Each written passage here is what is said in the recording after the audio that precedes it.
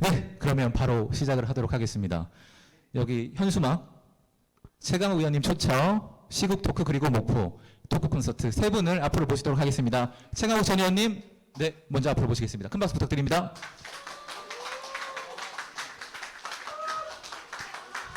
네, 중간하죠. 네, 그리고 오늘 사회를 맡아주실 텐데요. 우리 오늘 사회 진행 손소영님 앞으로 모시겠습니다.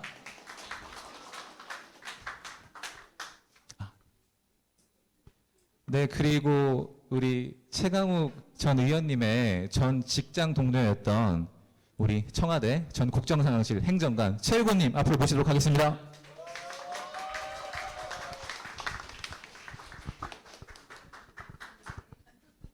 네, 잠시 숨 한번 돌리시고, 네.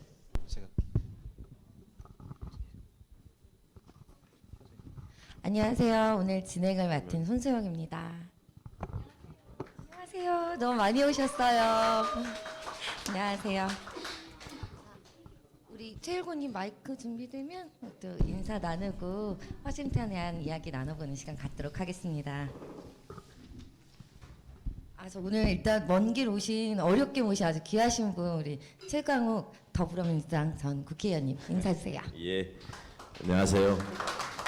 다시 인사드리겠습니다. 제가 목포를 꽤 자주 온 편이었는데 잘 아시겠지만 지난 선거 때 이제 제가 열린민주당으로 비례대표로 오지 않았습니까? 그때부터 이제 인연이 돼서 그 전부터 인연이 있었습니다만은 목포가 일종의 열린민주당의 성지처럼 돼버렸었는데 우리 또 손혜원 의원님이 남기신 여러 가지 흔적도 있고 또 이렇게 좋은 분들 많이 뵙게 돼서 너무 반갑고 귀한 시간이라고 생각합니다. 불러주셔서 감사합니다. 네. 그리고 옆에는 우리 최일곤님 또 인사해 주세요. 안녕하세요. 최강욱 의원님의 전 직장 후배 지금은 목포 시민 최일곤입니다. 반갑습니다. 저는 이제 최강욱 의원님이 요즘 유튜브 활동도 왕성히 하시고 그러시는데 언제 한번 꼭 목포 와주셨으면 좋겠다라는 생각을 했어요. 왜냐면은 검찰 개혁 문제나 좀 현 시국에 대해서 우리 목포 시민들도 관심이 아주 많습니다. 그리고 의견들도 많이 있고요. 그런 소통의 장이 꼭 있었으면 좋겠다라는 생각을 했었는데 이번에 마침 전 직장 선배님께서 와주셔서 또 영광이고 감사드립니다. 불러주셔서 고맙습니다. 오늘 재밌는 시간 되었으면 합니다. 감사합니다. 전 직장 선배님이라고 말씀하셨는데 근데 이제 좀 편하게 앉아서 하시죠? 다 한마디 하실 때마다 일어나시면 좀 힘드니까. 네. 전 직장 선배님 최강욱님은 어떤 사람이었는지 이제는 말할 수 있다. 오늘 오셨다가 올라가시면 당분간 뵙기 어려울 것 같은데요. 저는 계속 목포에 있을 거라서. 그래서 그냥 솔직히 말을 해도 될 것 같습니다. 사실은 우리 최강욱 선배님은 저한테도 그렇고 제 또래의 다른 동료들한테도 그렇고 되게 무서운 분이에요. 왜냐면은 2018년도에 공직기강 비서관님, 2018년 9월쯤에 오신 걸로 전 정권 청와대 공직기강 비서관으로 부임을 하셨는데 사실은 그 전에도 청와대 내에서 보안 사고도 있고 공직기강 문제도 발생하고는 했습니다. 근데 그럴 때마다 공직기강 비서관실 행정관들이 와서 핸드폰을 그렇게 뺏어요. 기자들이랑 통화한 거 아니냐. 그러면 저처럼 좀 성깔이 있는 친구들은 그냥 아니 니네 비서관이랑 우리 비서관이랑 두 명 다 서명 받아와라. 그리고 강짜를 부리거든요. 안 줘요 핸드폰을. 근데 최강욱 선배님 오셨다는 얘기 듣고 나서 모든 행정관들이 핸드폰을 그냥 깠습니다. 왜냐면은 최강욱한테 걸리면 큰일 난다. 호랑이다 호랑이. 그래가지고 아직도 저는 그때 아직도 무서운 직장 상사 호랑이 최강욱으로 최호랑이. 생각하고 있습니다. 네. 신뢰가 많았네. 나 모르는 사이에. 어찌나 서럽던지요. 네, 그런 인연으로 또 이렇게 또 정초에 목포에서 이렇게 만나게 되었어요. 오늘 특히 주제가 시국 토크 그리고 목포입니다. 요즘에 정말 이슈가 많은데 최근에 각자 특별히 관심 있게 본 이슈가 있다면 어떤 게 있을까요? 예, 그거 말씀드리기 앞서서 제가 최일곤 국장하고 인연 잠깐만 말씀드리고 네. 얘기해도 되겠습니까?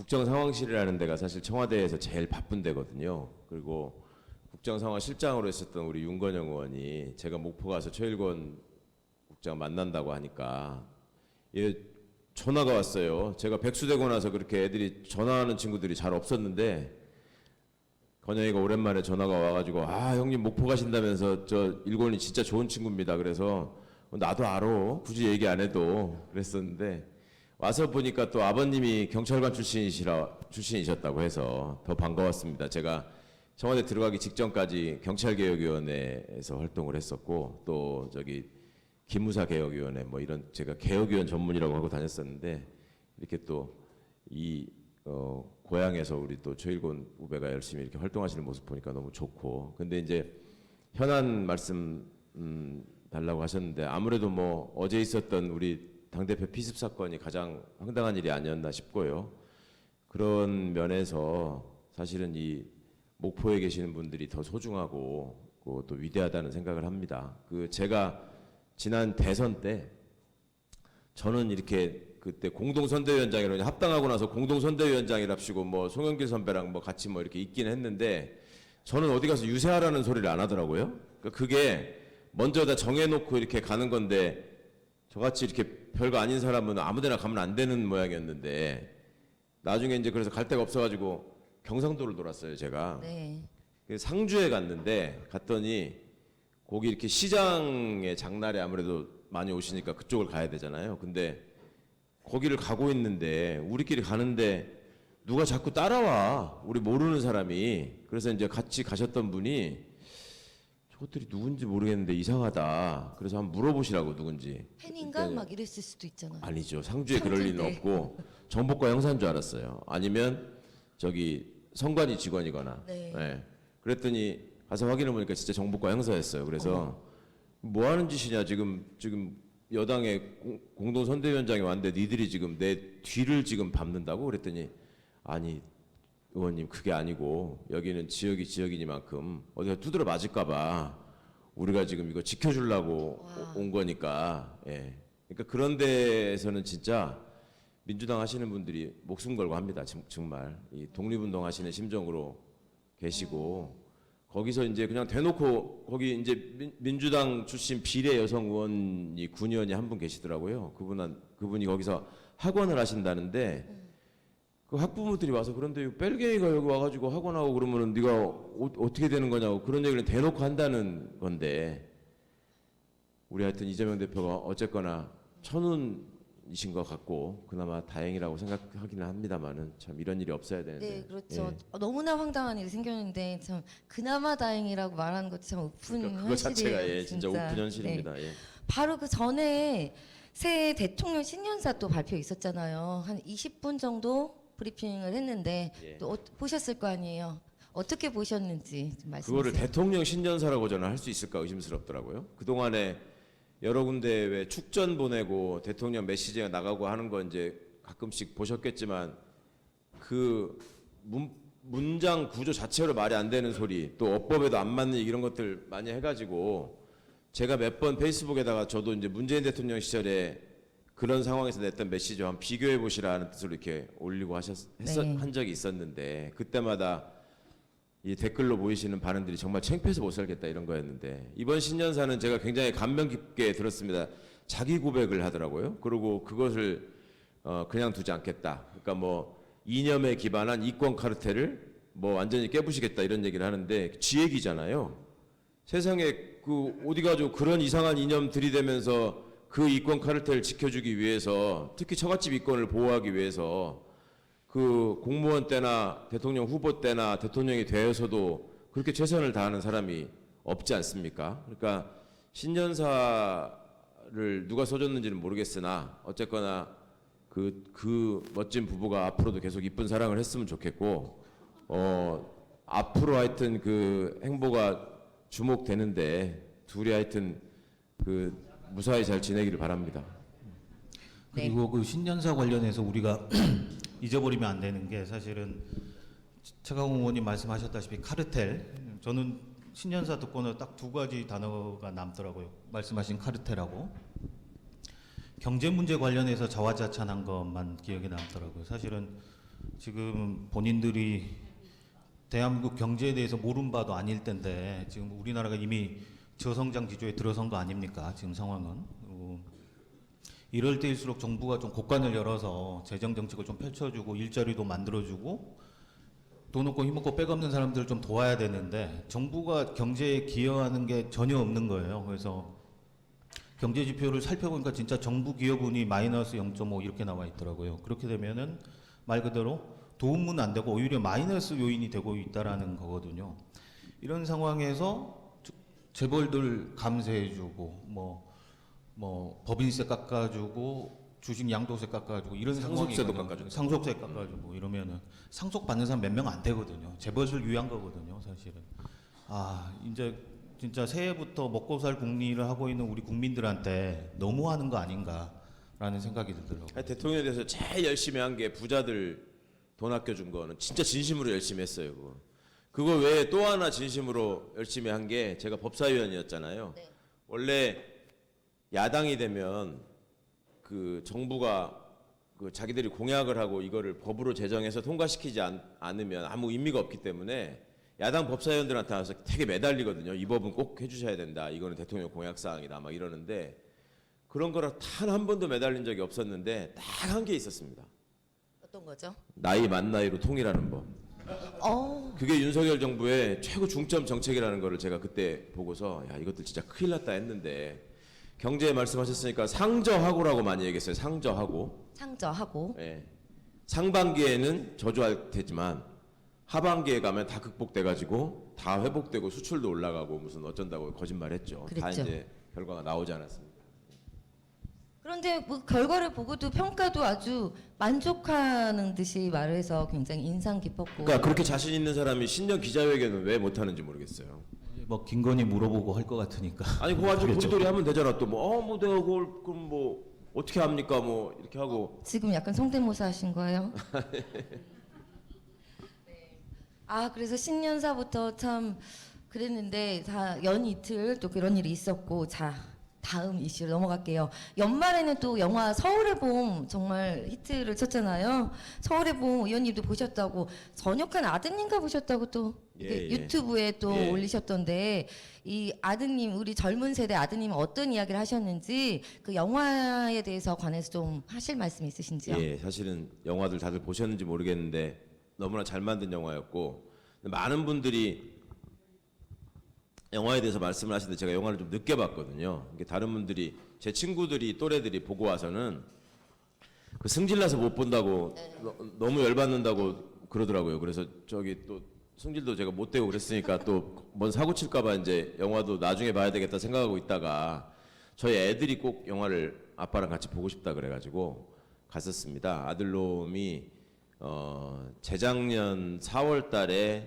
군대를 가가지고 그러니까 저기 조국 장관 아들이 2021년 4월 19일 날 군대를 갔고 저희 아들놈이 딱 일주일 뒤에 4월 26일 날 군대를 갔다가 이제 일주일 상관으로 애들이 제대를 했는데 요새 군대가 현역이 18개월입니다. 그래가지고 10월 달에 31사단에서 근무하다가 전역을 했어요. 근데 그 지가 이제 군대에 있었으니까 또 31사단에 있었으니까 거기서 이렇게 파편적으로 들은 얘기는 있는데 광주에서 무슨 일이 있었다. 예전에 군인들이 대통령을 하던 시절에는 어땠었다라는 얘기들이 저희한테는 너무나 생생한 기억이지만 지금 이제 젊은 청년들한테는 서울의 봄이 사극인 거예요. 맞아요. 네. 시대물이고 사극인 거예요. 그러니까 이제 그거를 같이 보고 나서 오는 길에 굉장히 많은 걸 물어보더라고요. 근데 이제 이 친구가 제일 이해를 못했던 게 지는 그 이등병 일병 때도 그 고참들이 무슨 얘기를 하나라는 것 중에 라는 거에 귀를 기울일 수밖에 없었고 말도 안 되는 소리를 하면은 요즘은 이제 그런 얘기를 하는 고참이 민망할 정도로 애들이 말을 안 듣고 뭐 이러는 경우도 있다는데 저기서는 어떻게 저렇게 장군이라는 사람들이 모여가지고 사실은 병 출신들이 볼 때는 뭐 군대에서 별 달고 있으면 대단한 사람처럼 보이잖아요. 근데 어떻게 저런 식으로 할 수가 있냐. 그래서 이제 현실은 저거보다 더 심했다. 그러니까 이제 특히 또 거기서 보시면 제일 열받게 하는 게 국방부 장관이잖아요. 우리 김유성 선생이 예. 그 서울대가 배출한 세계적인 배우인데 저 때릴 뻔했어요. 제가 진짜 근데 이제 거기 보면은 그 막 숨지 않습니까? 아, 정말 그러니까 이제 얄미워요. 국방부장관이 어떻게 숨을 수가 있냐라는 얘기를 하는 거예요. 그래서 제가 그런 얘기를 해줬죠. 이게 어찌 보면 우리 역사의 흔적이자 일종의 나쁜 전통 같은 건데 박정희가 쿠데타를 했을 때도 당시에 총리였던 내각 수반 장면 씨가 수녀원으로 숨었다. 이 사람은 육사 출신으로 군인으로서 그때 그 장면을 본 사람이다. 그러니 지도 자기 혼자 살라고 숨었다는 거고 또 이제 더 부끄러웠던 게 최종건이라고 우리 외교부 1차관 했던 우리 청와대 비서관도 하고 그 최종건 교수가 저한테 그런 얘기를 했어요. 자기가 차관 돼 가지고 미국 대사관에 이제 방문을 했대요. 주한 미국 대사관에. 그랬더니 미국 대사가 대한민국 외교부 차관을 영접하고 나서 처음 이렇게 데리고 간 데가 어디 구석진 데로 데리고 가더니 여기 옛날에 너네 국방부 장관 와서 숨어 있던 데라고. 그러니까 이제 그 미국 대사가 왜 그랬겠습니까? 그러니까 걔 입장에서는 나름대로 기선제압을 하는 거죠. 그렇죠. 너네 나라가 이런 수준이었다. 망신이죠. 너무너무 창피하고 열받았다는 얘기를 하더라고요. 이제 그것이 네. 묘사된 거를 보니까 더 화가 났었습니다. 영화 보셨죠? 저는 솔직히 아직 못 봤어요. 왜냐면 제가 요즘 너무 바빠서요. 왜 바쁘신지는 여러분들 너무 잘 아실 텐데. 근데 어제 이 말씀을 들어보니까 소홀해 본 영화가 정치하시는 분들한테도 많은 영향을 미치고 있더라고요. 뭐 옛날 과거 그 이야기를 꺼내 놓으면은 지금의 이제 집권 여당은 되게 불리하게 느낄 거고 뭐 이런 거는 있지 않습니까? 근데 어제 잠깐 전에 문재인 정부 마지막 수방사령관을 하셨던 김도균 장군님을 잠깐 뵀어요. 네. 그런데 우리 청와대 비서관이었습니다. 네. 근데 지금 강원도에서 적경 지역에서 이제 출마를 하시는데 솔직히 적경 지역에서 민주당 후보로 나가셔서 표 얻기가 쉽지가 않거든요. 그러니까 속초, 고성, 인제, 양양 이렇게 한 선거구거든요. 매우 어려운 지역이신데 거기서 또 잘하셨고 군인이셨고 플러스해서 마지막 보직이 수방사령관이셔가지고 장태환, 이태신 마케팅을 그렇게 하신대요. 그래서 요즘 분위기가 너무 좋답니다. 정치인들도 적절히 잘 이용하면 좋을 것 같아요. 근데 놀라운 게요. 고성군수하고 인제군수가 민주당이에요. 그 제가 예전에 법무관 할 적에 인제에 좀 살았었거든요. 근데 그때도 민주당이 됐었어요. 네. 그래서 아니 여기서 어떻게 민주당이 되냐 그랬더니 김대중 대통령이 처음 국회의원 되셨을 때가 인제에서 되셨잖아요. 그 기억과 영향이 지금도 있다는 거예요. 그러니까 훌륭한 정치인 한 사람은 그렇게 계속 영향을 미치는구나 하는 거를 제가 진짜 피부로 느꼈습니다. 말씀 들을수록 뭐 어디가 어렵다 시민 이런 것보다도 정말 정치인 한 분 한 분이 좀 정말 잘 바뀌면 우리 시민들은 또 그걸 다 느끼시는 것 같아요. 자, 그래서 이제 선거 얘기가 또 이렇게 자연스럽게 나오네요. 아직 이 선거구 획정이 되지 않았어요. 그런데 또 제3지대 국민의힘 비대위 그리고 특히 이낙연 신당 뭐 이런 여러 이슈들이 있습니다. 이런 상황에 대해서 전반적으로 좀 어떻게 보고 계시는지요? 특히 이제 이낙연 신당이라는 말이 나온 것 자체에 대해서 제가 좀 기가 막히더라고요. 저는 왜 그런 선택을 하셨을까? 저희 그래도 우리 정부의 총리셨고 또 총리하면서 여러 가지로 어찌 보면 특히 전남 지사를 하다가 총리가 되셨기 때문에 우리 고향 분들한테는 일종의 자랑이기도 하고 자부심이기도 하고 했던 분인데 총리도 또 잘하셨잖아요. 실제로 잘하셨었는데 지금 와서 왜 이런 선택을 하실까 싶은데 이제 그래서 저도 좀 알만한 사람들한테 물어봤더니 네. 지금 윤석열도 싫고 이재명도 싫다라고 얘기하는 사람들이 많이 있으니까 그쪽을 내가 차지할 수 있겠다라는 생각을 하셨다고 합니다. 근데 안 그럴 것 같은데 제가 볼 때는. 맞습니다. 실제 제가 요즘 시장을 자주 가는데요. 그러면은 시장 어머니들이 하시는 말씀이 막 민주당 정신 차려야 된다고 막 뭐라고 하세요. 그러니까 어떤 점이 그러세요라고 여쭤보면 너희들은 이 상황에서 안에서 또 쌈박질이냐 빨리 뭉쳐라 그런 말씀 엄청 심지어는 진짜 막말 막욕 많이 하시면서 그러니까 우리 일반 시민들도 내부에 이런 분열이 있는 거에 대해서는 되게 크게 분노하고 계시다. 특히 호남 정서도 그렇다라는 거는 좀 우리가 알 필요가 있는 것 같습니다. 그럼 제3지대나 뭐 이런 한동훈 비대위에 대해서 아니 그러니까 이제 지금 이준석 같은 사람이 내가 이낙연 씨 만나 볼 수도 있고 손을 잡을 수도 있다 뭐 이런 식으로 얘기하잖아요.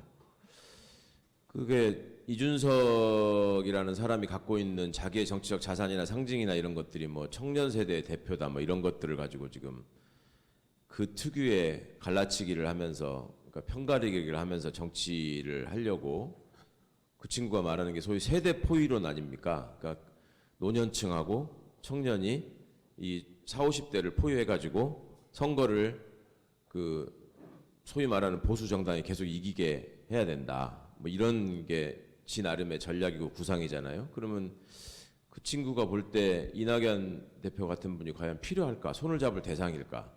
뭐 아닌 것 같거든요. 그럼 결국 이용당하시는 건데 그 부분도 좀 그렇고 그 다음에 이제 국힘 비대위원장이라고 또 그 이상한 자가 됐잖아요. 얘는 여전히 지금도 그 중이병 증세를 못 벗어나고 있는데 그거 보셨습니까? 사진 찍을 때마다 까치발 드는 거? 어머.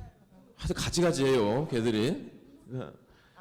그러니까 그런 심리 하나하나가 이게 뭐랄까 이제 그 자꾸 사진이 찍히고 싶고 그 연예인병이라고 이제 정치권에서 얘기를 하는데 연예인병 걸린 거야 뭐 그전부터 있었으니까 그렇다 치고 뭐 그건 좋은데 여당의 비대위원장으로 지금 뜬금없이 와서 있는 이유가 뭐예요? 여당이 지도부가 문제가 있고 계속 어떤 자기들 지지율도 떨어지고 선거도 지고 이번 선거도 어려울 것 같으니까 비대위를 만든 거 아닙니까? 그러면은 여당을 어떻게 바꾸고 국민들한테 어떻게 다가갈 것인가를 박근혜 씨도 그렇게 했단 말이에요. 그게 유명한 천막당사 아닙니까?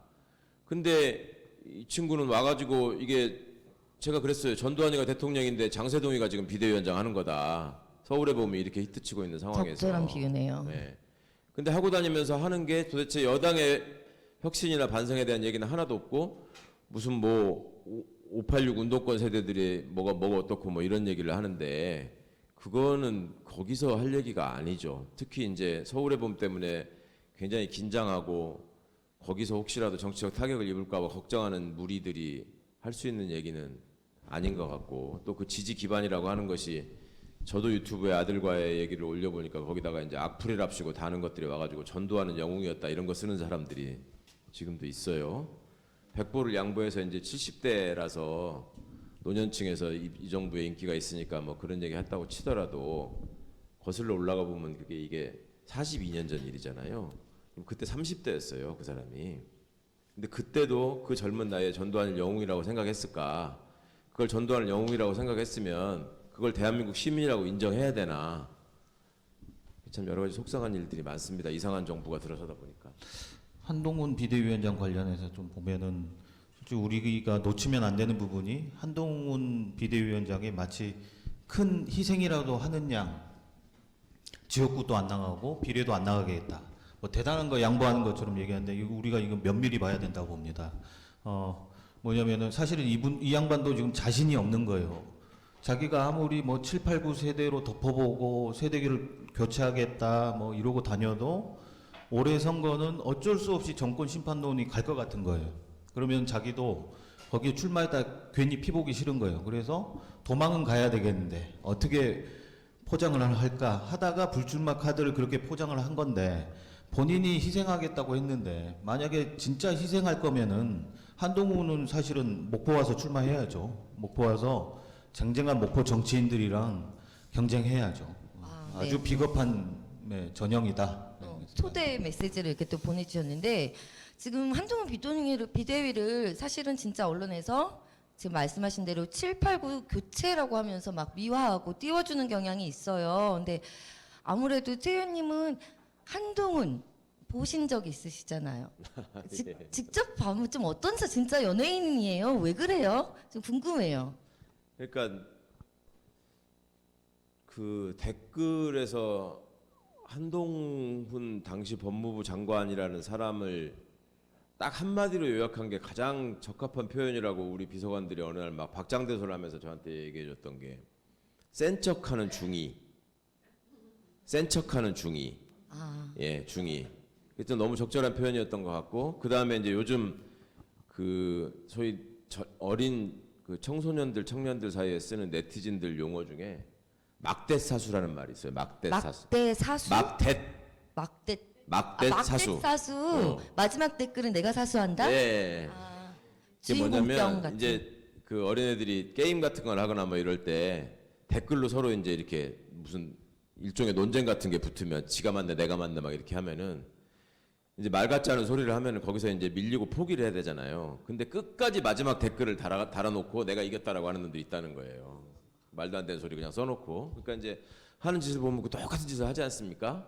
그러니까 제가 그래서 제발 국무위원으로서 정치적 중립에 대해서 좀 생각을 해보고 헌법의 가치에 대해서도 생각을 해보고 검찰이 현재 어느 입으로 지금 정의나 진실을 말할 구멍이 너네한테 있는지 한번 생각해봐라라고 얘기하면서 여기는 종편 토론하는 데도 아니고 편의점도 아니다라는 얘기를 했는데 그걸 안타깝게도 국힘위원들은 무슨 말인지를 못 알아들어요. 근데 당사자는 아는 것 같더라고. 얘가 이제 편의점 얘기를 하니까 다다다다 떨더라고요. 그래서 네가 그런 거를 어서 보기는 보는구나 싶었는데 그 병은 고쳐지지 않습니다. 왜냐하면 그렇게 살아온 세월이 너무 길기 때문에 제가 그래서 처음에는 그냥 검사 출신의 직업병이라고 제가 그냥 완곡하게 표현을 했었는데 네. 그거는 고쳐지지 않습니다. 최강욱 의원님 보시기에 한동훈의 789 교체 뭐 이런 세대 교체론이 먹힐까요? 그게 먹히겠습니까? 그게 먹히려면 일단 그 60대 지네 형님이랑과의 관계를 명확하게 설정을 해야지 그게 먹히든지 말든지 할 거 아닙니까? 그 윤석열이라는 사람이 공직자 시절에 국민들로부터 호감을 얻기 위해서 그 흘렸던 얘기 중에 하나가 그 대학 다닐 때 전두환 모의 재판을 해가지고 뭐 사형을 구형했을 때 뭐 이런 거 되게 자랑스럽게 얘기하고 했었는데 그러면은 지금 서울의 봄이 시민들에게 이런 반향을 불러일으킬 때 그 얘기를 해야지 맞죠. 그렇죠. 예. 근데 그 얘기 안 하잖아요. 안 하는 게 아니라 못 하는 거죠. 그러니까 그런 세월에 무슨 일을 했고 어떻게 살아왔는지가 이제 다 드러나 버렸기 때문에 그 법의 그나물이고 또 그 윤석열, 김건희, 한동훈 이 세 사람은 이제 그야말로 운명 공동체이기 때문에 거기서 무슨 세대 교체를 얘기하고 무슨 차별화를 얘기하고 할 수 있는 여지가 하나도 없는 것 같습니다. 그렇다면 지금 뭐 크게 걱정할 것이 없다라고 예측을 해주셨는데 우리 대한민국의 지금 현재 선거제도에 대해서는 좀 어떻게 생각하시는지? 걱정이 없는 건 아니고 걱정이 있긴 하죠. 그러니까 뭐라도 자꾸 저렇게 나대고 돌아다니고 뭐 까치발이라도 디디면서 뭐라도 쇼를 하니까 자꾸 언론이 또 이제 실어주고 띄워주고 하지 않습니까? 그러니까 지금 제가 제일 걱정하는 것은 어제도 잠깐 방송에서 얘기했는데 한동훈이가 뭐라고 말이 안 되는 소리를 하면은 그거를 민주당에서 정확하게 지적하고 받아치는 게 아니라 이준석이가 그걸 하고 있어요. 그럼 이러면 안 되는 거잖아요. 네. 그런 말도 안 되는 소리를 일종의 그러니까 지금 여당의 비대위원장이 대표인 거지 않습니까? 그렇게 하고 다니면 그거를 일일이 이재명 대표가 다 상대할 필요는 없는 거고 민주당에서 그 중학교 2학년 수준에 맞게 딱딱 이렇게 대응해주고 쳐주고 하는 분들이 있어야 되는데 그리고 민주당이 뭔가 확실하게 국민들에게 믿음이 가는 정당으로 딱 자리매김을 하고 새롭게 정말 혁신해서 나가는 모습을 보여줘야 되는데 그런 모습이 아직까지는 국민들한테 선명하게 드러나지 않아서 좀 치밀한 전략이 필요하다는 생각을 합니다. 그래서 제가 이제 민주당에서 정치 시작한 지 한 17년 정도 됐는데요. 보면은 민주당도 이제 늘 선수를 뺏기고 있지 않습니까? 이 7, 8, 9 세대론도 일단 한동훈이 먼저 들고 나왔는데 민주당도 이 부분에 대해서는 전략적으로 접근을 해야 된다. 사실 여러 가지 논란이 있습니다만 한동훈의 경우에는 비대위원장이 되기까지 대통령 큰형님이 당대표 치우고 그 자리에 앉혀준 거 아닙니까? 그리고 자기가 편한 뭐 극우 유튜버 같은 비대위원들 데려와서 앉히고 민주당은 그러면 그 내부에서 이런 변화의 시도들이 그동안 있어 왔느냐를 저쪽은 어찌됐든 이준석을 당대표로 선택을 한 적이 있기 때문에 민주당은 상대적으로 원래 세대 교체를 먼저 했던 정당이에요. 사실은 김대중 대통령께서는 늘 젊은 피 수혈론 있어서 특히 젊은 정치인들을 꼭 수혈받아서 당에 혁신하고 새로운 바람을 불러일으키는 역할들을 좀 해주셨었는데 또 지금은 이제 당 총재 체제가 아니라서 뭐 누구 치우고 누구 놓고 이런 상황은 아니란 말이에요. 민주당에서도 좀 젊은 정치인들이 특히 7, 8, 9 세대들이 좀 나서서 정치를 할 필요가 있다. 근데 일부 7, 8, 9들이 안타까운 거는 늘 당 지도부만 쳐다보고 있어요. 본인이 나가서서 좀 투쟁하고 선택받으려고 노력을 해야 되는데 당대표 쪽만 쳐다보고 있다든지 이런 건 좀 아니다. 실제 정치권만 70년대생들, 80년대생들이 길을 못 펴고 있는 분야가 정치권이거든요. 지금 은퇴했다가 다시 돌아온 이효리가 저랑 동갑이에요. 거기 인생 두 바퀴 돌고 있는데 민주당은 아직도 70년대생들, 80년대생들이 제대로 자리를 못 잡고 있다. 이 부분에 대해서는 우리가 좀 깊게 생각해보고 노력해야 될 분야다. 다만 너무 중요한 지적이신 것 같습니다. 사실은 제가 정치하면서 제일 안타까웠던 일 중에 하나가 우리가 이제 청년이 부족하고 여성이 부족하고 비율이 너무 낮다 이런 얘기들을 많이 하는데 그러면 실제로 청년이나 여성의 일종의 대표성을 가지고 의회에 들어와 가지고 청년이나 여성으로서의 정체성을 잃지 않고 그런 어떤 소수자들을 위해서 노력을 하는 것이냐, 그리고 그렇게 살아온 사람들이 청년과 여성의 대표성을 얻어서 국회로 온 것이냐, 그 부분은 솔직히 좀 회의적이거든요. 그러니까 진짜로 정말로 여러 현장에서 여러 경험을 통해서 정치라는 것이 뭔지를 아는 사람들이 그 청년에게 진짜로 필요한 정책이 무엇이고 어떻게 해야 하는가를 가지고 들어와서 일을 하는 게 좋겠다. 특히 여성으로서의 삶이 한국 사회에서 남다른 면이 있기 때문에 그런 여성으로서의 삶을 진하게 겪으면서 진짜 현실 속에서 내 아들, 내 남편, 내 남동생도 반대할 수 없을 명확한 지점을 찾아내고 그거를 정책화 시켜가지고 이 땅의 여성들이 정말로 한 단계 도약하는 그런 정책들을 만들어내기 위해서 고민한 분들이 온 것인가, 아니면 당 지도부 주변에 얼쩡거리다가 그냥 얼굴 좀 알려지고 눈에 띄게 되면은 비례 받아가지고 들어와서 하다가 그 다음에 어디 빈자리 있으면 가서 공천받고 이렇게 하는 식의 그 국힘류에 하는 사람들의 행태를 우리는 은연중에 따라서 하고 있지는 않았었는가, 이런 거에 대한 반성을 좀 해야 될 것 같고요. 또 이게 호남은 저는 이제 전북 출신이지만 전북이건 전남이건 할 거 없이 현실 정치에 대한 이 어떤 갈증이나 불만이 되게 많으시잖아요. 지금 뛰고 있는 선수들에 대한 불만도 많으시고 선수 교체 의견이 여론조사 같은 거 해보면 되게 높게 나오는 지역이잖아요. 근데 이 문제가 아까 우리 최일공 국장 잠깐 말씀하셨지만 오히려 총재가 군림하면서 공천권을 행사하던 시대보다도 더 퇴화하는 면이 있어요. 그러니까 공정한 경선을 통해서 좋은 후보를 찾는다고 하지만 현실적으로 지금 지역에서 그 고인물들이라고 하는 소위 행태들이 있잖아요. 뭐 선거 때 되면은 종이당원 쫙 모아가지고 1인당 핸드폰 10개씩 들고 앉아가지고 뭐 전화 오면은 쫙 받고 뭐 이런 시스템으로 돌린다면서요. 그 제가 지난번에 우리 후배들 잘 아는 또 이중선이라고 제 고등학교 후배가 이제 같은 국정상황실 출신인데 전주시장 출마를 했다가 그런 선거용 카르텔을 도저히 견딜 수가 없어가지고 후보를 사퇴하면서 그 내용을 다 폭로하고 이제 그 지역의 언론하고 뭐 건설업자하고 토호들이 어떻게 결탁해가지고 후보들에게 접근하고 무슨 제안을 하고 어떻게 매수하려고 하는지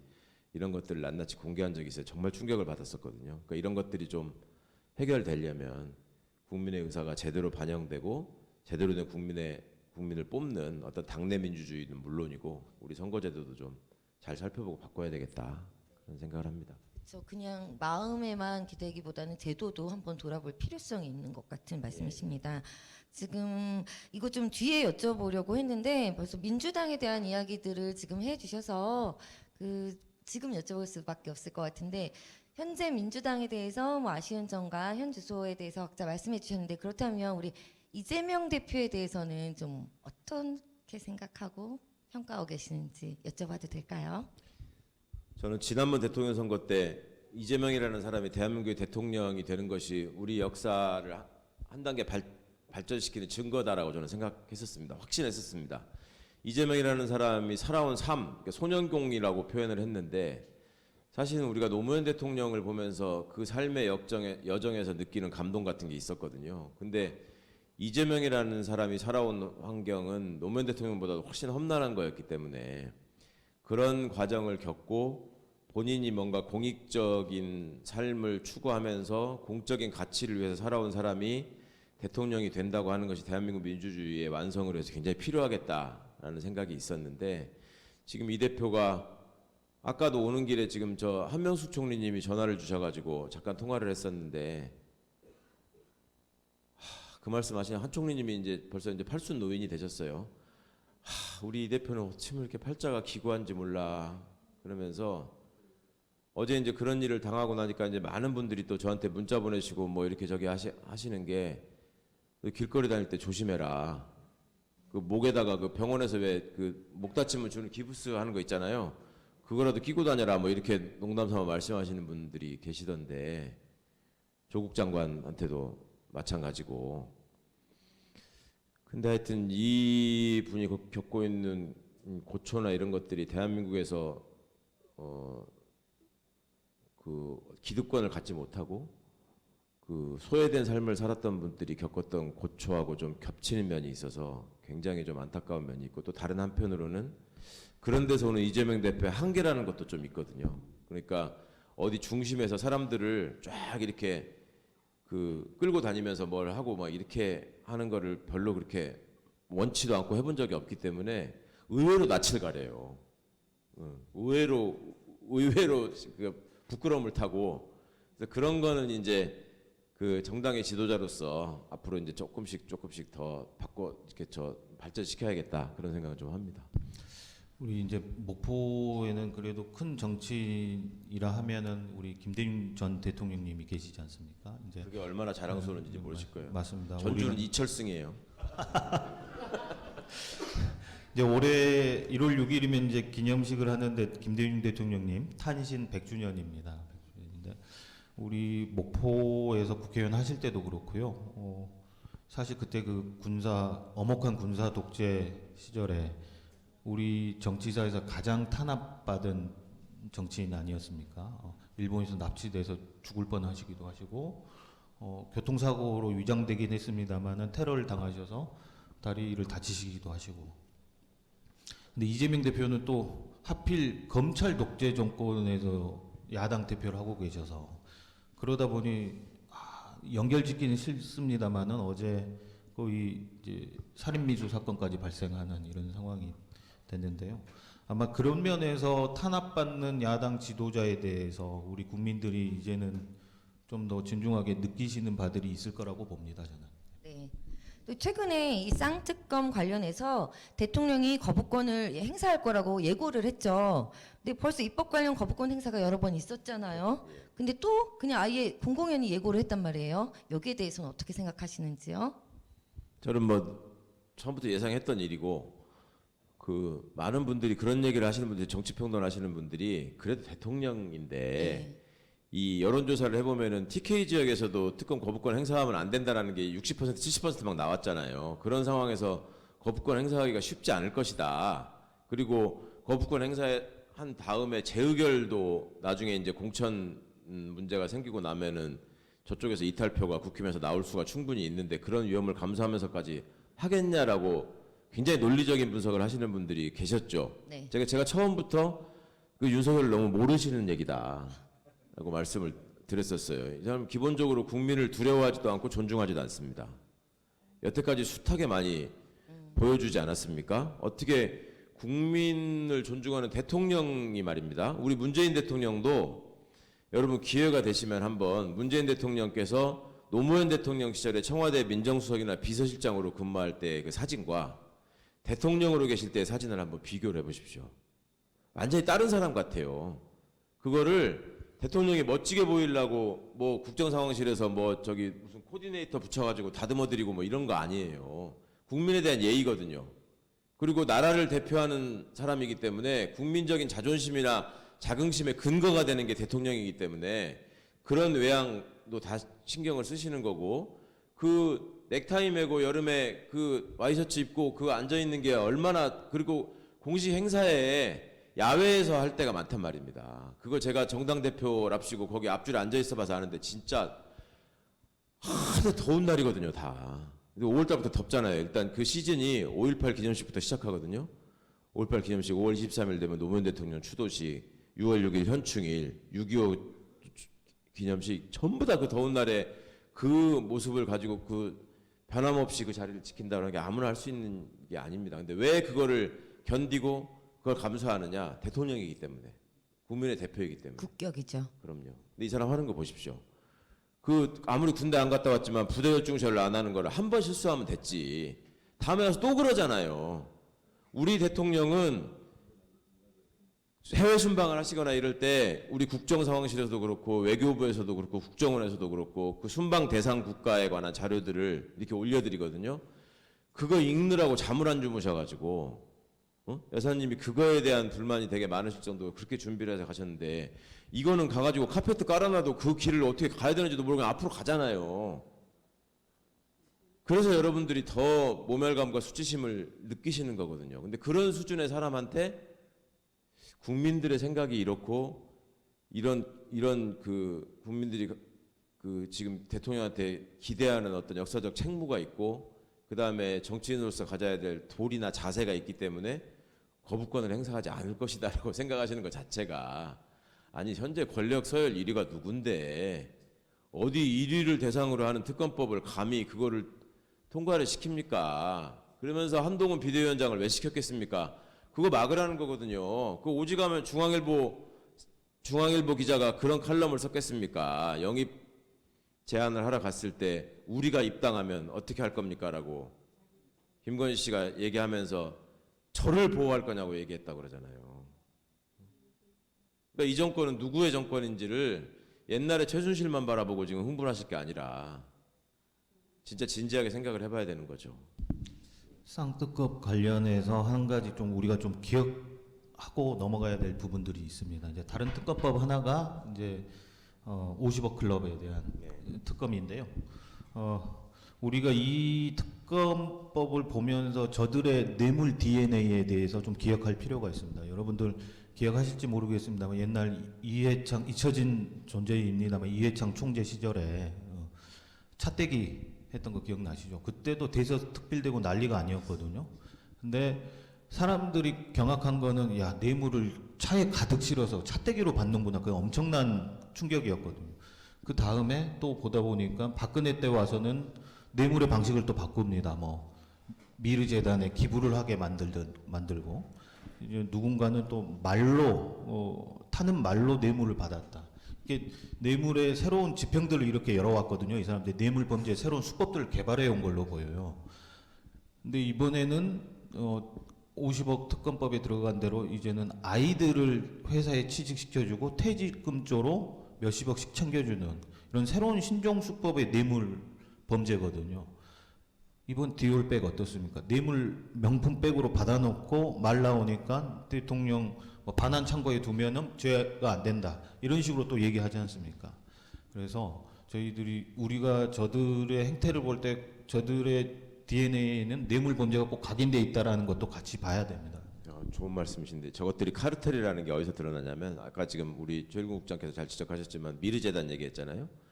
그거 만든 핵심 실무자가 지금 이번에 경제부총리가 됐죠. 최상목이라는 사람입니다. 국민들이 이거 기억을 하지 않고 있다라는 거를 이용해 가지고 그런 짓들을 하고 있어요. 그 다음에 정유라 뭐 이런 거 뇌물 당시에 다 기억하시죠. 그 말이 뇌물이 아니라고 하면서 이재용이 풀어줬던 판사가 지금 헌법재판관이 됐습니다. 지금 나라 꼴이 이렇게 돼 있는 겁니다. 그리고 이것들은 절대로 물러나지 않습니다. 그리고 지네들끼리 모이면 그런다는 겁니다. 민주정부가 들어서면 우리처럼 그렇게 어거지로 보복하고 이런 거 못하니까 그때도 해먹어도 되고 우리가 잡으면 더 해먹어야 되고 그러니까 이제 정말로 상상하지 못했던 모습을 보여주잖아요. 그 전까지 우리가 부동산 투기 뭐 이런 게 잘못됐다라고 얘기하고 그런 거 단속해야 된다라고 얘기했던 사람들이 되게 했던 수법들이 뭐 공무원들 미리 만나가지고 뇌물 먹여가지고 어디가 개발될지 미리 도면 같은 거 알아내가지고 그 근처에 땅 사놓고 뭐 이런 거였잖아요. 지금은 하는 거 보면은 그 차원을 넘어서지 않습니까? 그냥 땅을 사놓고 고속도로가 찾아오게 만들어. 저는 진짜로 그 부끄러움을 느꼈어요. 그러니까 이런 이제 신기한 짓들을 많이 하니까 전에 한번 나름 지가 무슨 저기 차가운 이성을 가진 중도적 지식인이라고 하는 것들을 제가 만났는데 우리 후배 또래 그 친구들이 그러더라고요. 그동안에 어느 대통령이 가장 훌륭하냐 이거에 대해서는 노무현 대통령이 이제 1등, 이게 이제 확실하게 굳어졌습니다. 그래서 그 부분에 대해서는 이제 어느 정도의 방향이 잡힌 것 같은데 어느 대통령이 그럼 제일 나쁜 대통령이었냐? 이거는 한국 현대사가 워낙 불행한 상황이었고 쿠데타 정권들이 많았기 때문에 이거를 가릴 수가 없었는데 이제는 거기에 대해서도 확실하게 정리해주는 끝판왕이 나타났다. 윤의 임기가 끝나면 누구도 최악의 대통령이 누구냐고 하면 절대 고민하지 않을 것이다.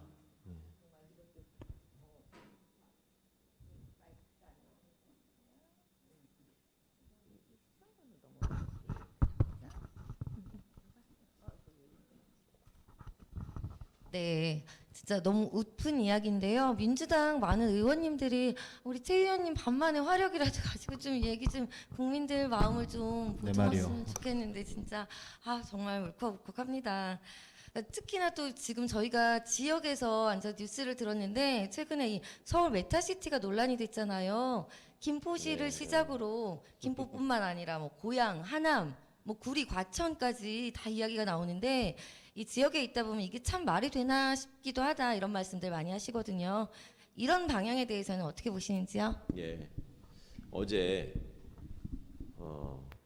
그제 저희 애들이 그 무주를 갔다 왔어요. 그 연휴 때 연말 연휴 때 무주를 갔다 와가지고 저한테 그러는 거예요. 무주가 가보니까 진짜 좋은데 토요일 일요일 날 있는데도 거기 길거리에 돌아다니는 사람이 없는 거예요. 낮에 1시 2시 이럴 때 그렇잖아요. 저희 무진장이라고 하죠. 무주 지난 장수 이런 데 가면 인구가 지금 3만도 안 되거든요. 그러니까 대낮에 토요일 날 일요일 날 대낮에 돌아다니는 사람이 없으니까 얘들이 갔다 와가지고 아니 그렇게 경치도 좋고 공기도 좋고 그렇게 좋은 데에 사람들이 그렇게 없어가지고 근데 저희 애들은 저 때문에 시골에 마당 있는 집에서 커가지고 이 서울의 번잡함을 좀 이렇게 싫어하는데 지네들은 나중에 뭐 직장 잡고 어디 결혼해서 살더라도 절대 서울에 살고 싶은 생각이 없다. 근데 자기 친구들을 보면은 서울 애들은 서울을 떠나면 죽는 걸로 알고요. 서울이 아니면 사람이 못 사는 대로 알아요. 그러니까 심지어 지금도 이 목포나 이런 전주나 순천이나 이런 지방 중소도시들은 포장이 안 돼 있어가지고 먼지 날리고 그 다음에 밤에 이렇게 잘라고 그러면 벌레 들어오고 이런 걸로 알아요. 진짜로. 그러니까 서울 떠나면 못 사는 줄 알아. 그리고 서울 주변에 위성도시에 살고 있는 친구들 많이 있잖아요. 뭐 분당이다, 뭐 일산이다, 아니면 안양이다, 뭐 이런 데 사는 부천이다 이런 데 사는 친구들은 자기들은 그냥 나중에 서울에 살 거다 무조건 이렇게 생각을 한다는 거죠. 그러니까 그런 친구들이 볼 때는 우리 손소영 배우님이나 이런 분들은 완전 루저인 거죠. 거기서 살아도 되는데 굳이 여기까지 내려와가지고 갑자기? 아무 연고도 없이. 그러니까 이제 그런 점들에 대해서 애들끼리 지네들끼리 그렇게 생각하면 안 되는데 그럴 필요가 없는데 너무나 서울 중심으로만 생각하는 것 같다고 얘기를 하더라고. 근데 저희 큰애가 이제 유일하게 직장 생활을 하고 있는데 얘가 그러는 거예요. 근데 그것도 한 번은 생각해 봐야 된다. 서울에 모든 편리한 게 다 있고 좋은 게 다 있고 구경거리가 다 있는데 그러니까 서울처럼 대중교통이 편리한 데가 없고 서울처럼 맛있는 거 볼거리 놀거리가 많은 데가 없는데 서울처럼 직장이 많은 데가 없는데 그렇게 만들어 놓고 젊은 청년들한테 저것들 속 없어가지고 그냥 화려한 것만 쫓아가지고 무조건 서울 살려고 한다라고 나무라는 그것도 경우가 아닌 것 같다라는 얘기를 합니다. 너무나 맞는 말이잖아요. 근데 이 사람들이 지금 취하고 있는 방식은 그걸 어떻게 해결하려고 하느냐가 아니라 그 어떻게든 그 욕망을 자극해가지고 그 내면에 깔린 심리가 뭐예요? 서울로 편입되게 되면 부동산값 올라갑니다. 그거 아닙니까? 그러니까 우리를 찍으십시오 이거잖아요. 옛날에 이명박 오세훈이가 무슨 저 뉴타운 뭐 이런 거 해가지고 재미 봤듯이 그 똑같은 발상인데 그러면서 또 신년사에다가 대통령이라는 사람이 얘기한 거 보세요. 깜짝 지역 균형 놀랐어요. 발전 이것들은 앞뒤도 없고 그냥 국민들한테 이게 아무 말이든지 뱉어가지고 속이면 된다라고 생각하는 집단이에요. 정말. 이 메가시티 논란 관련해서 이제 수도권과 지역의 격차 문제도 우리가 좀 봐야 됩니다만은 사실 우리 헌법 120조에 보면은 균형 발전 개념이 다 들어가 있거든요.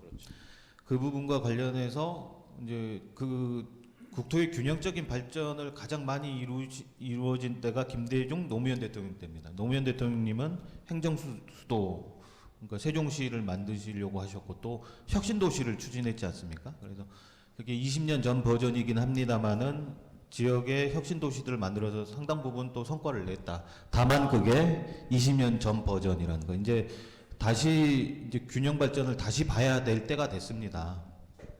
우리 전남만 보더라도요. 동쪽하고 서쪽 간의 격차가 많이 벌어져 있습니다. 동쪽 그러니까 여수 순천 광양 이쪽에 GRDP가 지금 한 44조 원 정도가 넘어갑니다.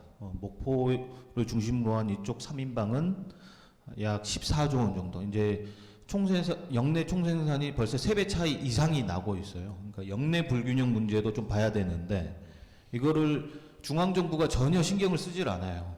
전혀 신경을 쓰지 않고 사실은 어디를 편입하고 합치려면은 김포를 서울에 넣을 게 아니고 사실 김포가 서울에 들어간다고 해서 김포 땅값이 오르는 게 아니에요. 그 주변 값이 올라요. 사실 구로구처럼 서울 변두리에 있는 구의 땅값보다 광명 땅값이 더 비싸거든요. 거기 서울에 붙어 있는데 땅값이 오르는 거지. 그걸 이 사람들 설명 안 하고 그냥 추진만 하지 않습니까? 이 지역에서는 지역도 합쳐야 될 곳은 사실 이 지역이에요. 근데 지역이 무조건 뭐 행정적으로 합치라고 그러고 정치적으로만 합치라고 하니까 이게 잘 안 되거든요. 사시는 분들이 쉽게 말해서 신안 분들이 목포랑 안 합치면은 못 살겠어 할 정도의 인프라를 구축하고 연계성을 강화해 줘야 돼요. 무안 분들이 목포랑 꼭 합쳐야 되겠어 이 말이 나올 정도로 그 환경을 조성을 해줘야 되는 상황이에요. 이 전남의 경우에는 이 그냥 합치자고 하는 거는 좀 문제가 있고요. 사실은 그 환경을 조성하는데 이제는 국가와 정치적 역량을 좀 쏟을 때다. 네. 그 말씀을 꼭 드리고 싶습니다. 합쳐야 될 곳은 이쪽이었는데 말이에요. 글쎄 말이에요. 그 수도권에 있는 도시들은 서울하고 편입되면은 다 손해 보거든요. 거기 사시는 분들은 일단 세금부터 다 그런데 제가 몇 번 말씀드렸는데 혹시 아시는 분 계시는지 모르겠는데 제가 국민학교 입학을 여기 전라남도 보성에서 했거든요.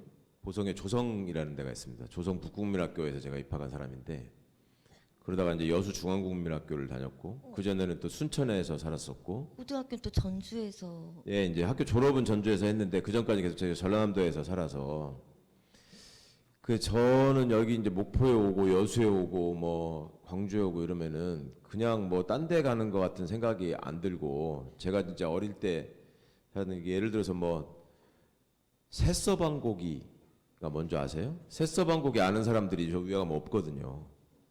전라북도 사람들도 새서방고기가 뭔지 몰라요. 저는 새서방고기도 알고 옛날에 우리 큰방 할머니가 새서방고기 구워주시면서 새서방고기가 진짜 맛있는 거라고 해서 제가 다 들어서 아는데 근데 이제 제일 저는 호남 사람으로서 속상한 게 남원, 나주, 목포 이 도시들을 보면 정말 이렇게 뭐랄까 이렇게 예전에 그 명성을 잃고 있는 퇴락하는 도시라는 느낌이 있잖아요. 어저께 제가 우연히 유튜브를 보다 보니까 정조시대에 호구조사를 한 책이 있어요. 거기서 조선시대 인구가 제일 많았던 도시가 어디겠습니까? 한양이겠죠, 당연히. 2등이 평양이고요. 2등이 평양이고 3등이 나주?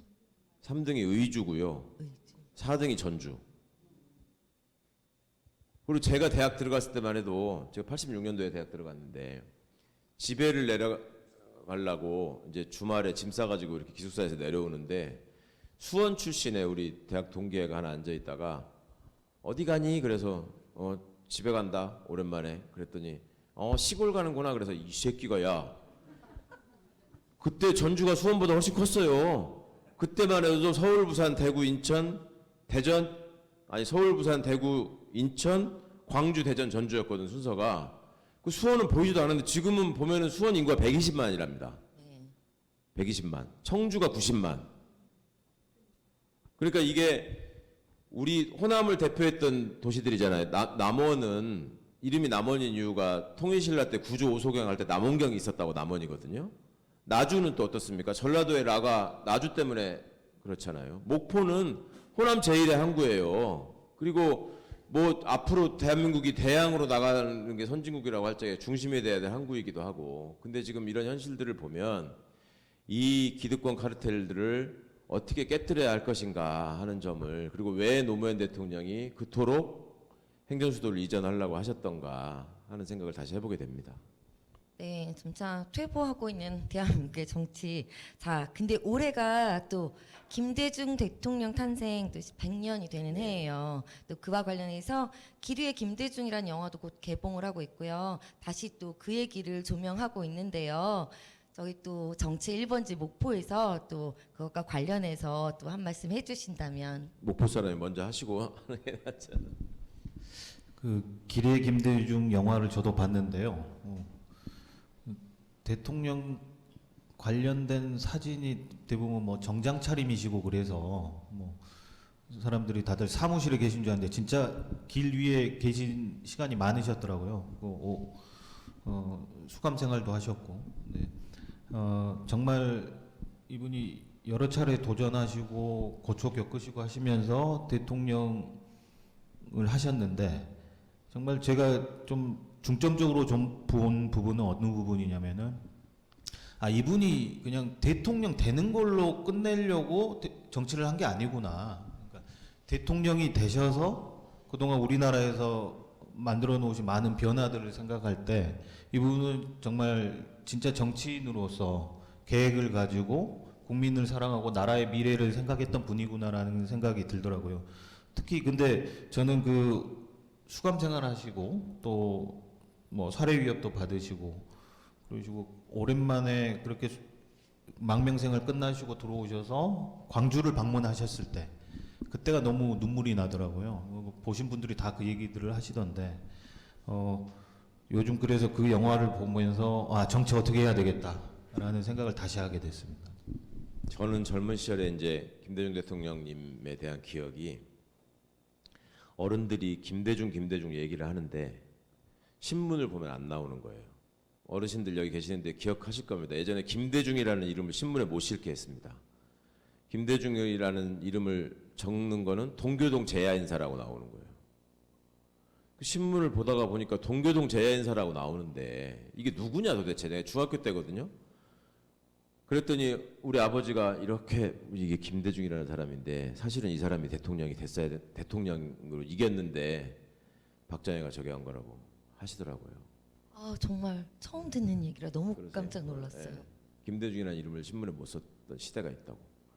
근데 저는 두 가지 측면에서 우리 김대중 대통령님, 또 김대중이라는 정치인을 그 낳고 키운 목포의 어떤 위대함을 말씀드리고 싶은데, 첫 번째는 정치인으로서의 김대중의 모습이고, 두 번째는 인간으로서의 김대중의 모습입니다. 그러니까 정치인 김대중의 모습은 우리가 일본하고 비교를 해보면, 우리가 김대중이라는 분을 대통령으로 당선시킬 수 있었다는 게 얼마나 행운이었는지를 알 수가 있어요. 일본이 지금, 여러분 일본 뉴스에 대해 잘 모르시겠지만 요즘 일본 엔화 가치가 계속 떨어지고 있다는 거 아시죠? 900원도 아니고 800원대까지 갔었잖아요. 이게 일본 사람들이 지금 이게 얼마까지 갈 거라고 예측하는 줄 아십니까? 일본은 달러 대 엔화 비율로 하잖아요. 1달러가 200엔이 될 때까지 갈 거다. 떨어질 거다. 라고 일본의 전문가들이 다 예측하고 있습니다. 지금 1달러가 1,300원쯤 되잖아요. 그러면 저기 엔화는 650원까지 떨어진다는 거예요. 지금 900원, 800원일 때도 이렇게 난리인데. 그래가지고 생긴 일이 뭐냐면, 일본의 중앙은행 총재, 그러니까 한국은행 우리나라로 치면 중앙은행 총재가 바뀌는데 임기가 다 돼가지고 그거를 당연히 부총재가 승계를 할 거라고 생각을 하고, 부총재들이 또 그걸 얼마나 하고 싶겠어요. 중앙은행 총재 자리를. 근데 전부 다 안 한다고 다 도망가가지고 동경대학 교수가 가서 총재가 됐다는 겁니다. 근데 이 사람이 왜 총재가 됐느냐? 왜 중앙은행 출신들의, 일본이 나름 관료들이 그 지배하는 사회 아닙니까? 그 일본은 최고로 잘 나가는 애들이 우리나라처럼 무슨 서울법대 나와서 뭐 판검사하고 이런 게 잘 나가는 게 아니라, 거기는 동경대 나와가지고 행시를 붙어갖고 일본 대장성 관료가 되는 거. 그러니까 우리나라 재무부 관료가 되는 게 걔네들은 최고 코스예요. 근데 그거를 가고 그 서망하는 사람들이 왜 중앙은행 총재를 안 하려고 할 것 같습니까? 그게 중앙은행 총재 임기가 걔들이 4년인가 되는데 그 4년 안에 일본의 화폐 가치가 그렇게 떨어질 거라고 예측하기 때문에 그 책임을 지기 싫어서, 그러니까 역적으로 이름을 남기기 싫어서 안 한다는 겁니다. 그리고 일본이 지금 엄청나게 적자가 나고 이거 회복이 안 될 정도로 나라 꼴이 완전히 망가져 있는데, 그게 그렇게 되는 대표적인 이유가 뭐냐면요, 디지털 전환이 늦었잖아요. 일본 가보시면 지금도 도장 찍거든요. 예. 그리고 핸드폰도 스마트폰 아니고 이게 폴더폰 지금도 쓰는 사람들 많습니다.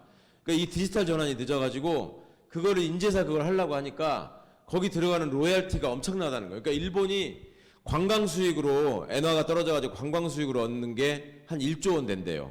근데 디지털 전환을 안 해가지고 거기다가 꼬라박는 돈이 4조래, 적자가.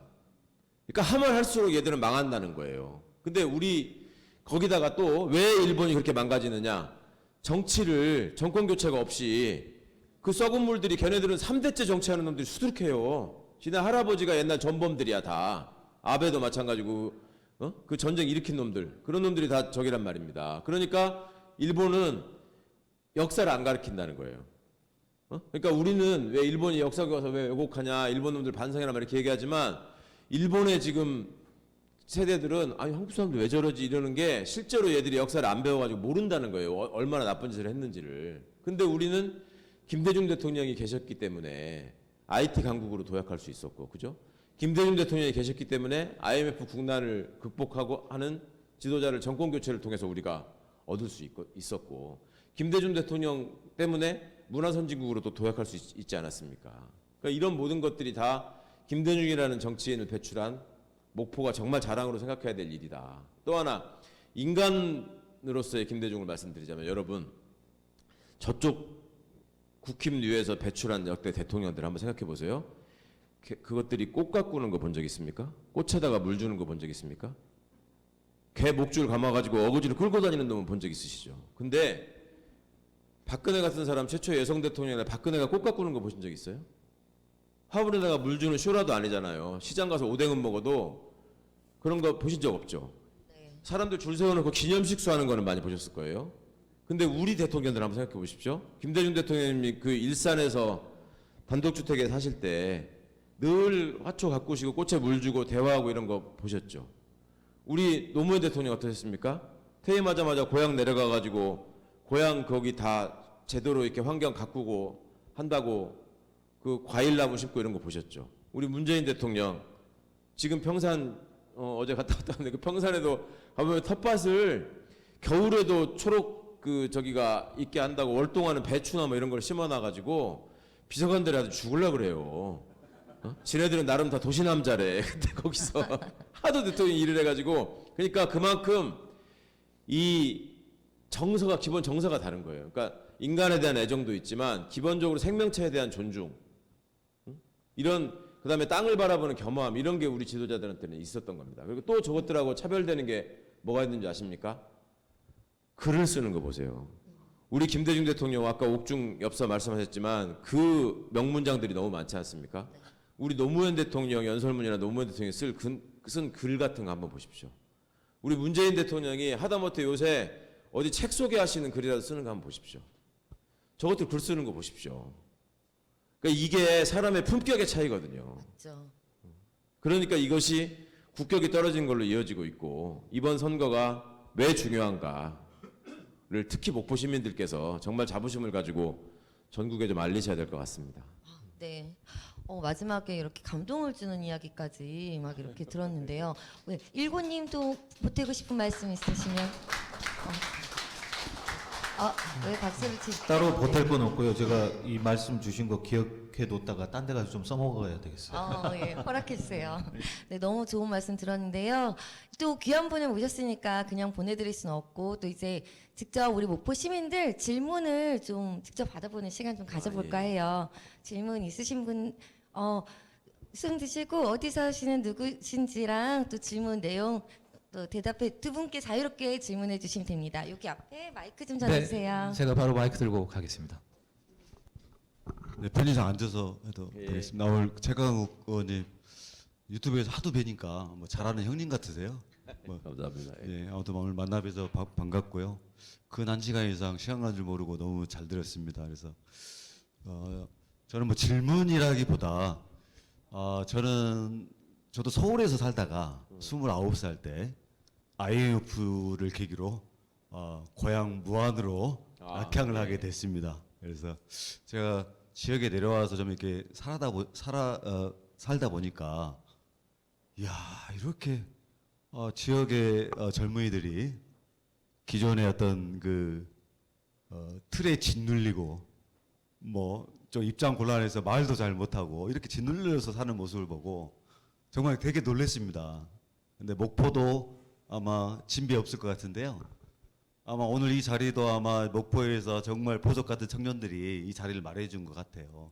제가 옆에 무안에서 보기에도 정말 마음속으로 이렇게 응원하고 하고 있는데 그런 어려운 요건 속에서도 정말 빛나게 고군분투해주고 있는 지역의 청년들에게 앞으로 정말 힘이 되는 그런 그 격려의 말씀 한마디 해주시면 고맙겠습니다. 예, 예. 아유, 네, 감사합니다. 오다가 우리 저 역에서 저 픽업해 주신 분들한테 목포 얘기하다가 제가 그 말씀을 드렸어요. 저희 대학 다닐 때 저희 대학 동기애 중에 목포고등학교 나온 친구가 있었거든요. 이재우라는 친구인데 되게 사람이 착하고 참하고 아주 좋은 친구예요. 근데 이제 목포 얘기를 하다가 목고 목여고 그러잖아. 줄여서. 그래서 약간 목여고가 있으면 어깨여고 다리여고 이런 것들 다 있는 거냐. 머리 어깨 목여고 코여고 뭐 어깨여고 이렇게 애들이 이제 그 농담을 했죠. 그러니까 목포는 이제 인구가 얼마나 되냐. 목포는 다 들어봐서 알긴 안단 말이에요. 이제 다른 데 애들도. 인구 얼마나 되냐. 그러니까 뭐 한 20만 된다. 그러면 목포는 그러면 버스 노선이 몇 개나 되냐. 그러니까 1번하고 2번 2개 있다. 그러니까 이제 서울 놈들이 막 웃는 거예요. 버스가 2개밖에 안 다니는 도시가 있단 말이냐. 이제 얘네들 개념으로는 그런 게 잘 상상이 안 되는 거죠. 근데 이 친구는 자기가 이제 목포에서 자랐고 목포 사람으로서의 지금 자부심이 뛰어난 애였어. 그래서 내가 하도 착하게 그런 거에 일일이 응답해주고 그 저기 하는 게 내가 좀 마음에 안쓰러워서 일부러 그냥 농담으로 저기를 하려고. 야, 근데 목포는 이제 확실히 호남의 최고의 항구고 제일 유명한 도시고 하다 보니까 목포 사람들은 다 이렇게 중앙화돼 가지고 사투리도 잘 안 해. 목포는 다 서울말 하잖아. 막 그랬더니 얘가 뭐라고 그러냐면 내가 봐도 목포는 사투리 안 해야? 이러는 거야. 근데 그 지난 대선 때 제가 광주에 가서 광주에서 이준석이가 돌아다녀가지고 무슨 저기 인기가 올라간다는 얘기가 있었어요.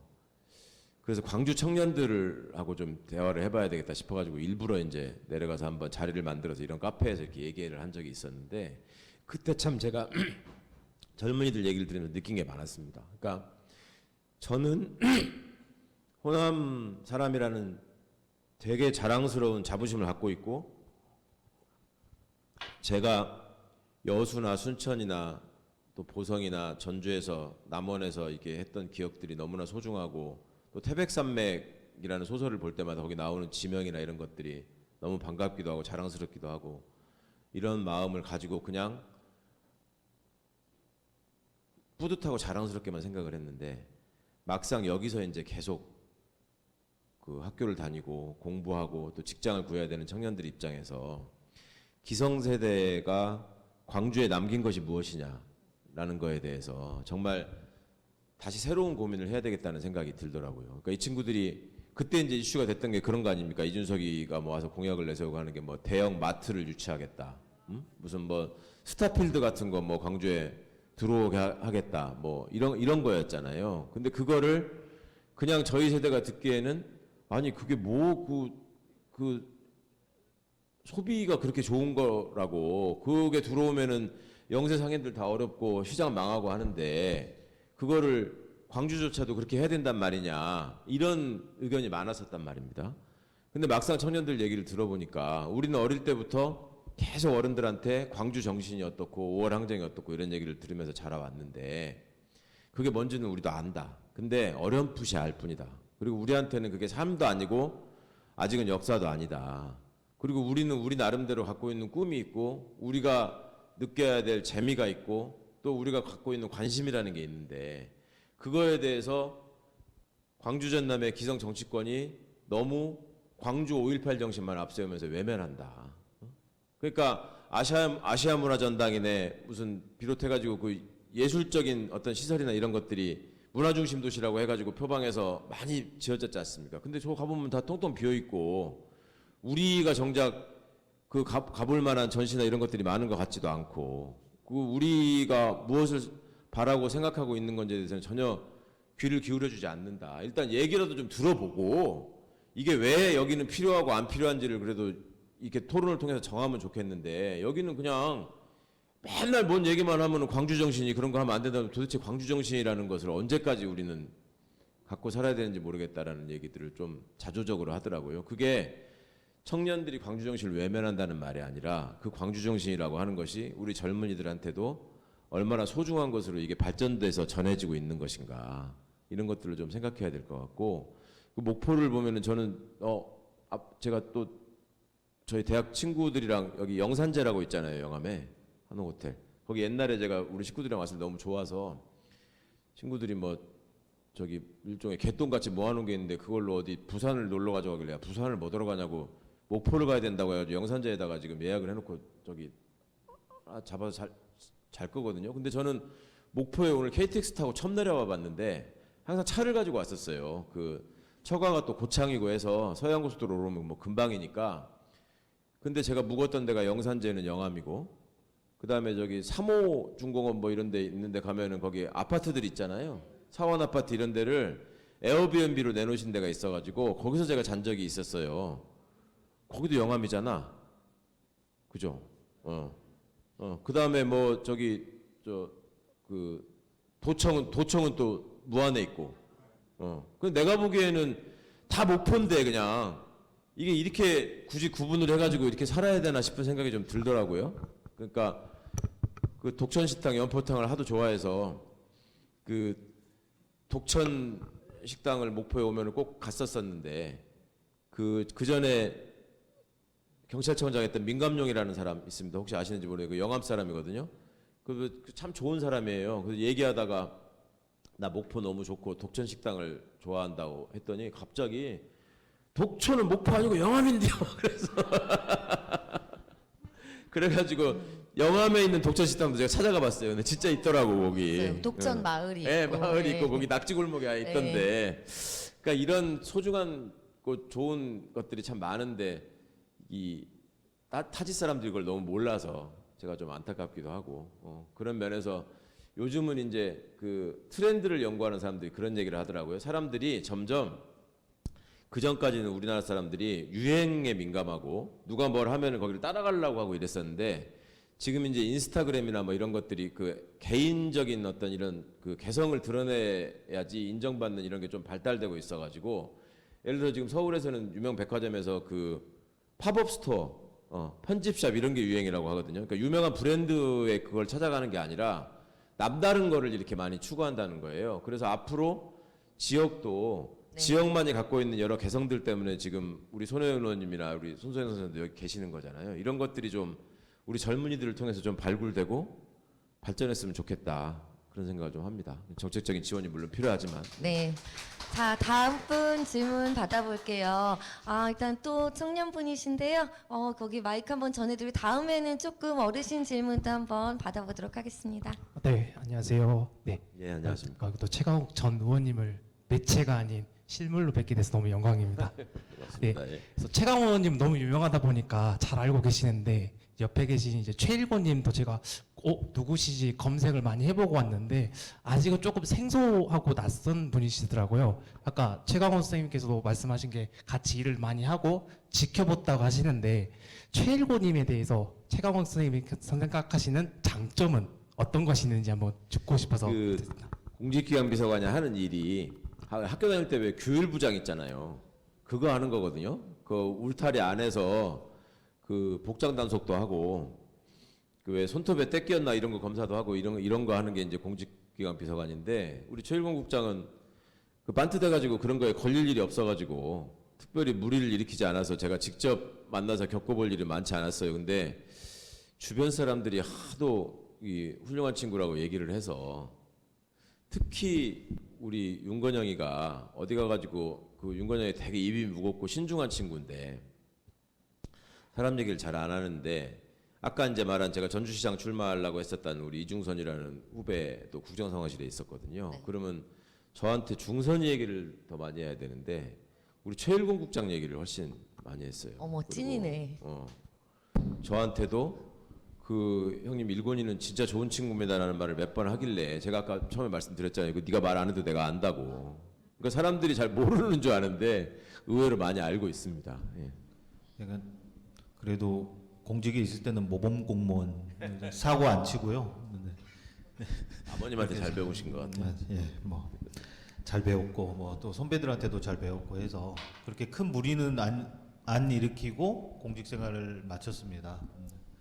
네, 다만 이제 다른 선배들이 저에 대해서 좋게 얘기하실 수밖에 없는 거는 그러니까 무슨 일이 발생을 하면은 누구한테 맡기지를 늘 고민을 하지 않습니까? 청와대에서도 무슨 재난 상황이나 이렇게 좀 다루기 어려운 일들이 발생을 하면은 누구한테 맡기지를 늘 고민을 하세요. 그러니까 옛날 뭐 제천 스포츠센터 화재 사건, 밀양 세종병원 화재 사건, 포항 지진, 강원도 화재, 등등 뭐 아니면 헝가리 다뉴강 유람선 침몰 사고 뭐 이런 각종 우리 정부 때도 재난들이 많이 발생을 했거든요.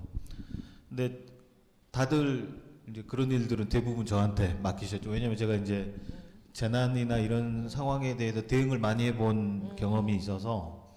근데 이제 그 일을 하려면은 날도 많이 새야 되고 많이 힘들어요. 그러니까 피해자들도 만나봐야 되고 막 그래서. 근데 그런 일들을 제가 많이 하다 보니까 선배들이 네. 되게 고생 많이 한다, 짠하게 보고 지원도 많이 해주셨던 것 같아요. 그래서 저한테 뭐라 그러는 사람은 없었던 것 같다. 그렇습니다. 청와대가 그 생각보다 진짜 바쁘게 돌아가거든요. 그리고 자기 할 일들이 항상 굉장히 많이 이렇게 정해져 있기 때문에 이게 얘기한 것처럼 갑자기 무슨 상황이 생기면 그걸 누가 맡아야 되냐라고 하는 게 사실은 속으로 눈치를 보게 돼요. 나 아직도 안 그래도 일 많은데 나 시키는 거 아니야 이러고 있을 때 그럴 때 누구를 시키겠습니까? 제일 믿고 맡길 수 있는 사람을 찾을 거 아니에요. 그런 점에서 진짜 일을 잘했던 사람이죠. 정말 청와대도 회사랑 똑같네. 네. 또 이제 질문 마지막으로 한 분만 더 받아볼까 하는데요. 뒤쪽에 선생님들 많으신데 아무거나 편안하게 궁금하신 거 하고 싶은 말씀 있으시면 한번 또 질문 받아볼까요? 예, 없으시면 저희 제가 어디 예. 저 수도권이나 경상도에 가면은 노년층한테 굉장히 인지도가 높거든요. TV조선만 키면 나온대요. 그래가지고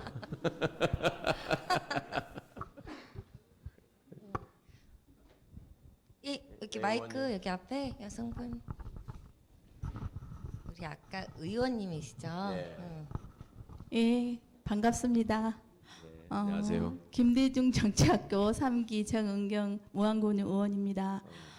어제 이제 제가 이재명 8년째 지지자인데 이재명 대표의 그런 사건을 접해가지고 하루 종일 밥도 못 먹고 이제 힘들게 지냈어요. 이제 저는 무슨 질문을 하기보다는 최강욱 의원님이 아까 이재명 대표님에 대해서 말씀하셨잖아요. 예. 저도 그만큼 잘 알고 있고 그런 분이시잖아요. 예. 그러니까 옆에서 끝까지 지켜주시기 바랍니다. 아유 제가 어떻게 예 하여튼 아니 너무 진심이 느껴져가지고 약간 울컥한 마음이 딱 감정이 드네요. 제가 하여튼 사고 쳐서 누를 끼치는 일이 없어야죠. 이제 마지막으로 목포 여기 시민분들께 못하신 말씀들 있으실까요? 인사 전하고 마무리하는 시간 또 가질까 하는데 어떠세요? 제가 먼저 할까요? 이게 정해진 시간대로 진행하시느라고 우리 사회자분께서 많이 애쓰신 게 느껴져서 박수 한번 보내주시기 바랍니다. 목포와도 제가 그냥 그 맛있는 거 먹고 구경하고 놀러만 왔던 목포를 이렇게 시민분들 이런 자리에서 뵙게 돼서 정말 다시 한번 영광으로 생각하고요. 진짜로 남처럼 여기시지 마시고 제가 앞으로도 목포를 자주 올 것 같은데 혹시라도 길에서 마주칠 때가 있으면 그때 내가 너 떠드는 거 동굴 카페에서 그 견디면서 본 사람이다 이렇게 말씀해 주시면 제가 반갑게 꼭 인사 올리겠습니다. 건강하시고 행복하십시오. 감사합니다. 최일군. 오늘 우리 최강욱 선배님 오셔서 저도 초대받아서 시민들 만나는 시간을 가졌는데요. 제가 최강욱 선배님께 부탁드리고 싶은 거는 자주 오셨으면 합니다. 맞아요. 최강욱 선배님 말씀을 듣고 싶어 하시는 시민분들이 되게 많은 것 같아요. 저희한테도 계속 물어보신 분들도 있었고, 그래서 자주 오셔야 됩니다. 아직도 왜냐면은 제가 창성장에서 하룻밤도 못 잡아가지고 맨날 예약이 차가지고 잡을 수가 없어 창성장. 목포는 호남 정치의 1번지라고 하지만은 의외로 유명 정치인들이 많이 오진 않아요. 오셔서 예 대화를 좀 많이 하고 시민들도 근데 목포 시민들이 전남에서 가장 정치 의식이 높거든요. 민도가 높고 예, 정치 고관여자분들이 엄청 많으시죠. 맞습니다.